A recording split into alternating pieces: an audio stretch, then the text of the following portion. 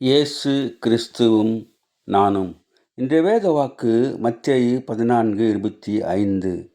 இரவின் 4ஆம் ஜாமத்திலே இயேசு படகின் மேல் நடந்து அவர்களிடத்தில் வந்தார். அன்பான சகோதர சகோதரிகளே, ஆண்டவர் 5 அப்பம் 2 மீனை கொண்டு 5000 பேரை போஷித்த பிறகு சீஷர்களை அக்கரைக்கு போக சொல்லிவிட்டு இவர் தனியாக சென்று ஜெபிக்க ஆரம்பித்தார்.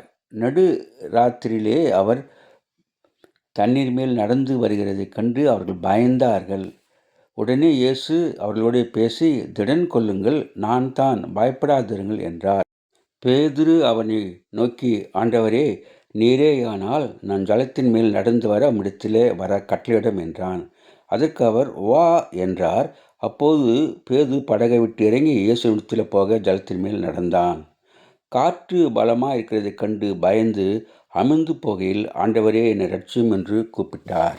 உடனே இயேசு கையை நீட்டி அவனை பிடித்து, அற்ப விசுவாசியே, ஏன் சந்தேகப்பட்டாய் என்றார்.